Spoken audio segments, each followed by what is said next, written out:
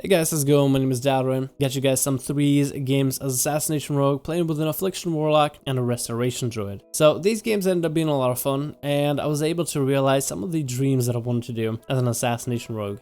As a dot heavy class, I decided to go with bleeds, and I was actually able to use Agonizing Poison properly. This is the only time I was ever seen Agonizing Poison actually work, and I probably would have had a little bit better effect if I had Wound Poison applied in order to reduce any healing the targets got. Assassination is a very interesting spec in its own regard. The spec is all about multi-dotting enemies, or it has potential for multi-dotting. That's what we decided to do for today's arenas. And basically the idea was to put pressure on the healer and one of the DPS and have ourselves two different kill targets. If I need to get some trinkets out of the DPS and if he is LOS in the heal, then I'm going to put pressure on the DPS by staying on him, auto-attacking into him, and throwing my envenoms and stuns into him. But if the healer comes out in line of sight, I want to make sure to put all my dots on the healer and be able to force pressure on the healer if they have any defensive cooldowns in order to help bring the team back up. The basic idea is to maintain dots on everyone and then rotate pressure as a rogue. And every time the rogue doesn't have the pressure on the healer, we throw the healer into a fear. And to my surprise, the rogue dots don't really break the fears that much. It seems like the fears are coming back to what Mr. Pandara used to offer, where if you throw a bunch of dots on enemies, they will still be in fear, and it's a pretty low chance that they'll be randomly broken out of fear. There's probably some sort of threshold that I'm not aware of, but usually as a rogue, you don't really get to play with like heavy dot mechanics, so all this is kind of new and exciting for me. The comp ended up working really well, and I had a lot of fun. It was a very unique playstyle.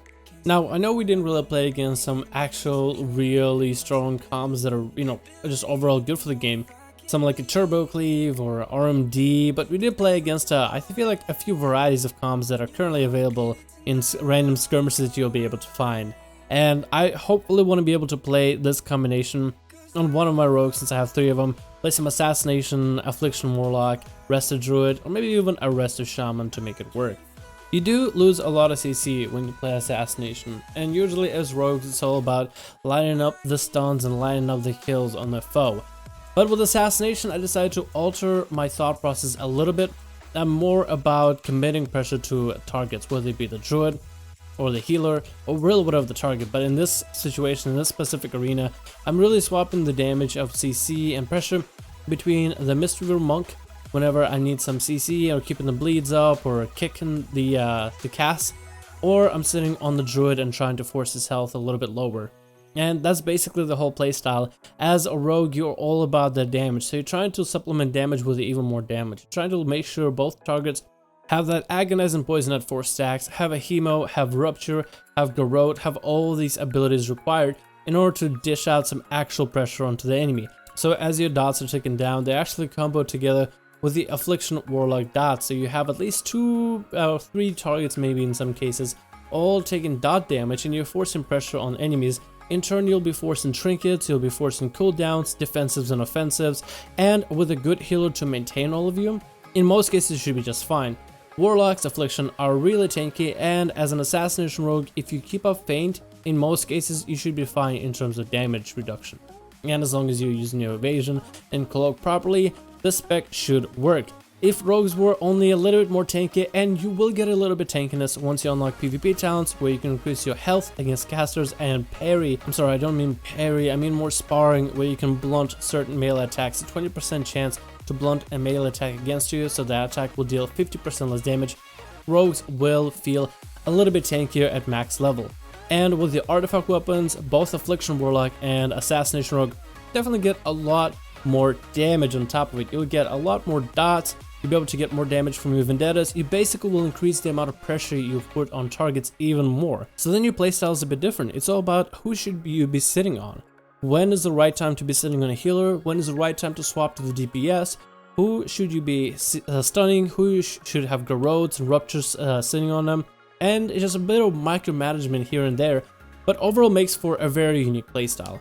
Like for example, here in this arena, I thought I would sit on the Shadow Priest and the Rested Druid, but after a little bit of prodding, a little bit of pressure just applied to one target just to see how much damage they take, it looked like Rested Druids are really good with dots, and they can mitigate well for dots. So sitting on a Rested Druid and applying pressure to them is kind of difficult, even as an Assassination Rogue.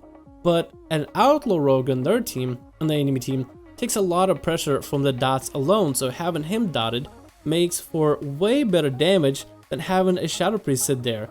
Because Shadow Priest will always put an absorber in himself to make up for some of the dot damage, and the Rusted Druid has the Hots, which heal over time, in order to mitigate for some of the dot damage as well, combined together with the absorbs that the Shadow Priest is throwing on. This whole new playstyle seems to be very fun, viable, and it gives you a new perspective on arenas and how they can be played.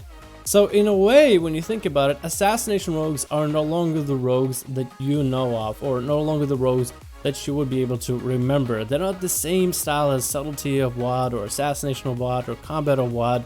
They're not even really Outlaw or a sub in terms of Legion gameplay. They're their own entity and they will be played in their own fashion. And just with how much damage you have, definitely will have a place within arenas of World of Warcraft. Hopefully you guys enjoyed this video. Let me know what you think about Assassin 3s, and I'll see you guys in the next one.